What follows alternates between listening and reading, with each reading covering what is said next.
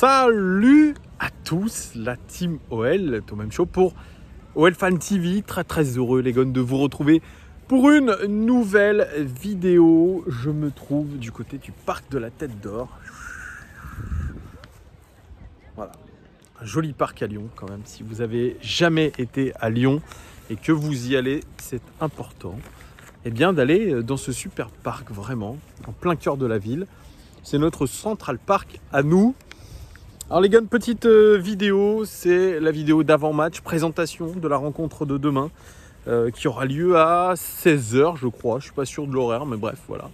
Ça devrait être sur OL Play ou Canal, j'en sais rien, mais en tout cas, l'OL dispute son dernier match de préparation avant, effectivement, cette finale face au Paris Saint-Germain, cette finale de Coupe de la Ligue, qui est déjà importantissime pour la suite des opérations, qu'on se le dise bien. Donc il faudra demain être performant autant que face à la Gantoise. Alors beaucoup se demandent d'ailleurs pourquoi Rudy Garcia est aussi attentif au temps de jeu de chacun. Je pense que c'est pour ce risque de blessure, il l'a d'ailleurs redit, il ne faut pas que les joueurs se blessent, donc certains ne peuvent pas enchaîner les deux matchs. Mais demain quand même, je pense qu'on devrait avoir une équipe qui se rapprochera au maximum de celle qui affrontera le Paris Saint-Germain. Alors est-ce qu'on verra Barre? Ça c'est une autre question, on verra. Ça sera vraiment le choix de Rudy Garcia par rapport à ce poste de latéral gauche. Surtout ce poste de latéral gauche sera vu attentivement. En tout cas on sera attentif parce que franchement, je le redis, dès le début de cette vidéo, Barre, ça a été la révélation, je pense, sur cette phase de préparation. Lui qui était annoncé comme partant, lui qui était annoncé comme pas avec les épaules nécessaires pour prendre ce poste, aujourd'hui, on peut le dire, sur ces matchs de préparation, bien sûr, ce n'est rien d'officiel, il faudra vraiment le confirmer en match officiel. Je crois que Barre, à la méritocratie, devrait débuter face au Paris Saint-Germain. En tout cas, demain, le match, c'est face au Royal Antwerp Football Club, le club d'Anvers en Jupiler League. Voilà, familièrement appelé Antwerp, est un club de football belge situé à Anvers, fondé vers 1880. Ce club est reconnu comme étant le plus ancien du football belge et apporte ce titre de matricule 1. C'est ouf.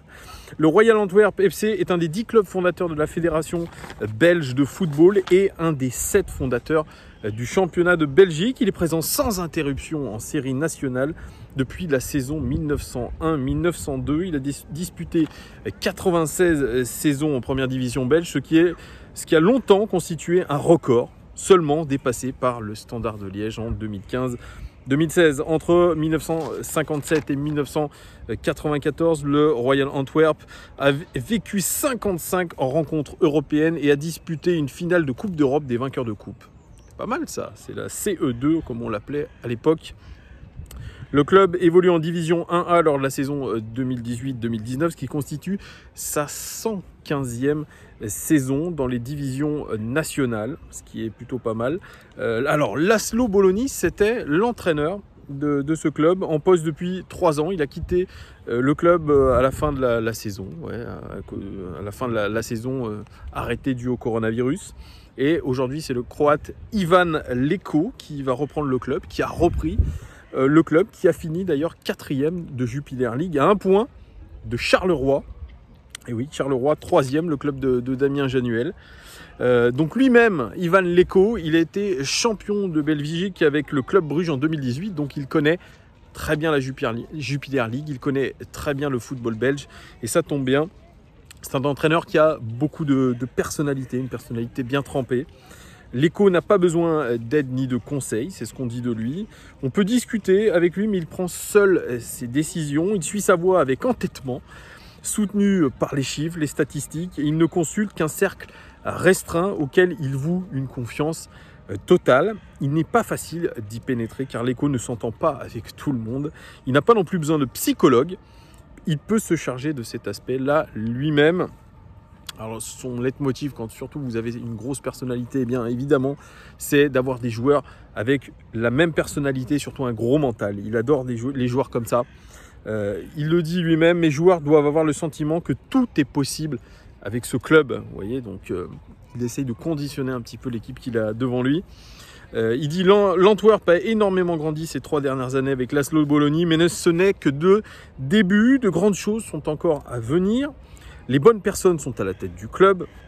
Le propriétaire est très ambitieux et investit dans les infrastructures. Luciano Donofrio, qui est le directeur technique, sait comment bâtir une équipe gagnante et il connaît le football belge mieux que quiconque. Et bien sûr, nous ne devons pas oublier les supporters qui vivent pour l'Antwerp. Ensemble, nous pouvons réaliser de grandes choses. Mon but, je veux remporter chaque match. C'est ambitieux ça.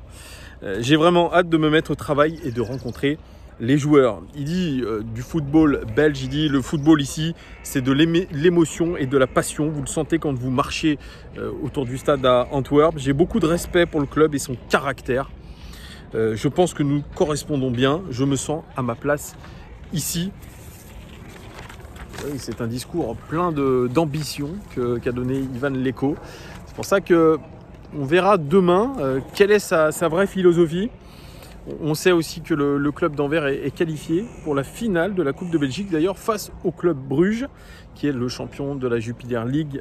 Je tiens à le rappeler. Alors la saison dernière sous Laszlo Bologna, c'est Damien Januel qui m'a fait aussi un petit rétexte. Il m'a dit que l'équipe joue en 4-3-3 avec au milieu Haroun. C'est un milieu de terrain belge de 34 ans qui ratisse énormément de ballons. C'est une équipe aussi très très physique et qui met beaucoup d'engagement. J'avais dit exactement la même chose de la Gantoise, mais ce qui était la vérité. Hier, ils n'ont pas été très très bons, mais ils ont mis de l'engagement. Il dit leur point fort, c'est leur attaquant Mbokani, d'ailleurs qui était plus ou moins sur le départ, mais de ce côté-là, on a été plutôt rassurés. C'est un monstre physiquement et très bon finisseur selon Damien. Leur meneur de jeu, c'est Rafaelov. Lui aussi, il le trouve très très bon. C'est une équipe qui aimait, je parle au passé, qui aimait la possession sous Laszlo Bologna, l'entraîneur roumain. Et surtout, ils étaient redoutables sur les transitions. Alors, il y a une particularité en ce début de saison, dans ces matchs de préparation, c'est que tous les gardiens de cette équipe sont partis. Alors là, c'est un gros mystère.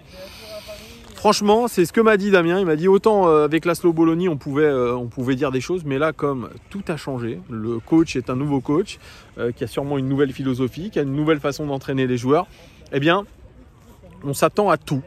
Donc, je me demande comment l'Olympique Lyonnais a préparé cette rencontre, parce que franchement, il n'y a pas beaucoup d'informations et on ne peut pas exactement récupérer les informations statistiques de la saison dernière, comment l'équipe jouait, parce que forcément, ça sera quelque chose de différent.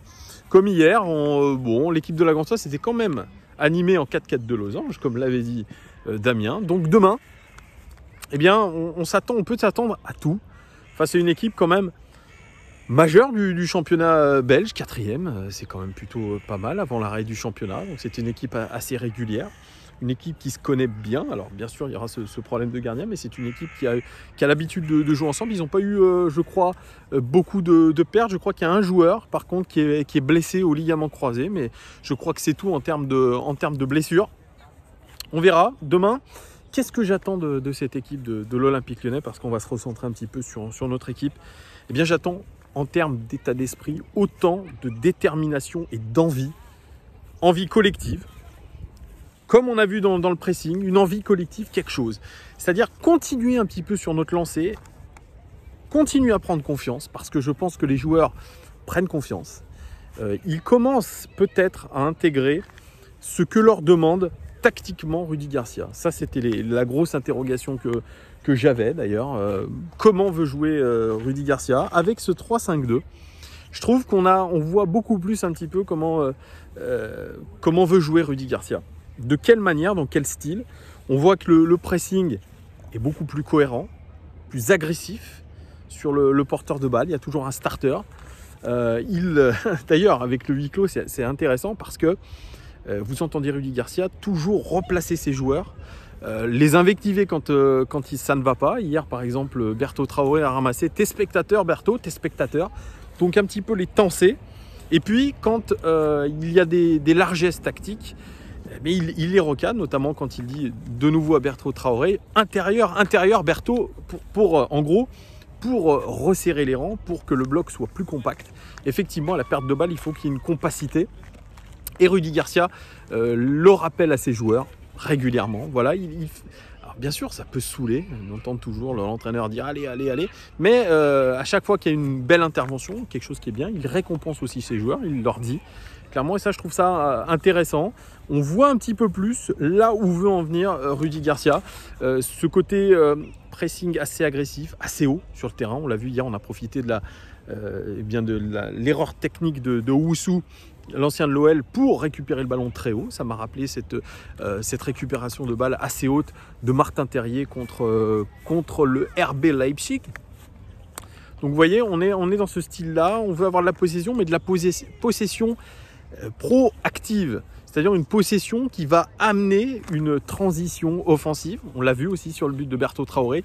Ça a été très très vite vers l'avant. On a eu une transmission de balle qui venait je crois, de Barre pour donner à Jeffrey Adelaide. Et Jeffrey Adelaide, il a mis tout de suite un ballon bien orienté sur Bertrand Traoré. Donc on veut faire de l'attaque rapide. De temps en temps, on veut essayer de varier en jouant les ouvertures jeu long, parce qu'on a des attaquants qui peuvent aller très vite vers l'avant. Je pense à Toko Ekambi qui prend bien la profondeur. Donc on commence à comprendre un petit peu tout ça. On a des pistons aussi sur les côtés. Bien sûr, on leur demande de fournir un énorme travail, mais comme on a vu notamment avec le but de Barre, il peut se projeter très rapidement dans cette surface de réparation et surtout provoquer le danger, puisqu'aujourd'hui, vous le savez, les latéraux style Liverpool sont amenés à évoluer très haut sur le terrain, à porter le surnombre. Trent Alexander-Arnold, qui est latéral de cette équipe de Liverpool, latéral droit, il finit avec 13 passes décisives. Je crois, pardon, j'ai mangé une petite bête, excusez-moi de ce petit crachat intempestif. Oui, 13 passes décisives, je crois que c'est le record pour un latéral sur une saison. Donc aujourd'hui, vous voyez, on demande aux latéraux d'être proactifs. Bien sûr, ça demande un abattage énorme. Énorme l'abattage, il faut avoir une puissance physique, il faut avoir de l'endurance. Mais c'est ça le football moderne. C'est ce que veut, je pense, Rudy Garcia dans son jeu. Voilà. Et c'est pour ça que je trouve que la prestation de Melvin Barr est tout à fait intéressante par rapport à ce volume de jeu. Mais comme je vous le dis, j'attends. Je l'attends au tournant. Oui, c'est peut-être vrai, mais c'est comme ça. Aujourd'hui, bien sûr, je ne vais pas le charcler s'il fait un mauvais match contre Paris. C'est pas ça. Mais en tout cas, on attend la progression qui va lui permettre, je pense, de rentrer dans cette équipe et de griller un petit peu cette concurrence qui est pour moi une non-concurrence. Que ce soit Marsal, pour moi, c'est pas une concurrence. Que ce soit Koné, qui est apparemment blessé, d'ailleurs resté à Lyon, pas une concurrence pour moi. Et puis Cornet, ça n'est encore moins. Donc, Melvin Barr, il a toutes les chances, s'il reste à ce niveau de concentration, de détermination, d'envie, de confiance, qu'il transforme ce stress, je pense qu'il a du stress bien sûr, mais qu'il le transforme en énergie positive, je pense que ça peut le faire. Voilà, donc c'est pour ça que il faut avoir deux spécialistes sur ces postes. Et à droite, évidemment, que le titulaire doit être Léo Dubois, ça me paraît absolument logique. Et puis en défense centrale, si on suit la logique des choses, on mettrait toujours du Marcelo, Denayer et puis Andersen. Mais à concurrence avec Marsal quand même sur ce poste de stopper gauche. Donc on verrait dans cette hiérarchie. Puis au milieu de terrain, je pense qu'un Bruno Guimaraes Cacré, ça aurait de la gueule, vraiment. Et puis si je dois mettre un meneur de jeu dans tout ça, je suis bien embêté, puisque Jeffrey Adelaide fait un bon match. Mais je mets quand même Oussem Aouar, parce que Oussem Aouar, même si sa préparation, il manque peut-être un petit chouïa de régularité. C'est un petit peu toujours ce problème avec lui. Je lui maintiens ma confiance. Et puis en attaque, ça me paraît logique qu'on ait Moussa Dembélé, Memphis Depay, même si Toko Ekambi peut un petit peu brouiller les pistes. C'est aussi, il y a du choix. En tout cas, sur le banc de touche, on a de quoi faire. Vous me direz si vous êtes d'accord avec moi. Ça serait l'équipe que je mettrais demain face à Antwerp pour faire la grande répétition générale. Puisque derrière, nous aurons une semaine, quasiment 5 jours de préparation. Un peu plus, qu'est-ce que je dis? Oui, on aura une semaine de préparation complète. Regardez le petit train derrière, vert, c'est pas terrible dans une ville comme Lyon, même si la ville est passée au vert. Non, passée au vert. Non, passée au vert. C'est mieux. Donc voilà, c'est ce que je mettrai comme équipe pour la grande répétition. Et puis si je dois donner un pronostic, les gones, je donnerai comme pronostic victoire de l'Olympique Lyonnais. Et j'aimerais, pour une fois, dans les cages aussi, Tataroussano, pardon. Et pour une fois, j'aimerais que l'Olympique Lyonnais n'encaisse pas de but. J'aimerais une victoire 2-0 avec un but de Bruno Guimaraes et puis un but de Memphis Depay. Voilà pour mon petit avant-match. J'espère qu'il vous a plu. S'il vous a plu, mettez un pouce. Abonnez-vous si vous n'êtes pas abonné à cette chaîne. C'est très important pour l'algorithme pour que on génère un peu plus de communauté. Et puis partagez cette vidéo sur les réseaux sociaux si elle vous a intéressé. Commentez aussi. Dites-moi si vous êtes d'accord avec moi, si vous trouvez que l'équipe que j'ai constituée, cette équipe type, eh bien, elle a de la gueule. Puis voilà, si vous analysez les choses comme moi, merci en tout cas les gones d'être plus en plus fidèles à cette chaîne. Merci, ça me fait vraiment plaisir, ça me donne vraiment beaucoup de force et j'espère continuer, même si le rythme est soutenu parce qu'il y a beaucoup d'actualités, ben j'espère continuer à échanger avec vous et échanger aussi avec certains supporters. Il y aura des interviews comme d'habitude. Voilà, j'espère aussi maintenir tout ça. C'est du boulot, ça travaille, ça prend du temps. Donc voilà, merci beaucoup encore une fois et puis je vous souhaite une très bonne journée, une très bonne nuit, j'en sais rien à quelle heure vous m'écoutez. Et à très bientôt, ciao!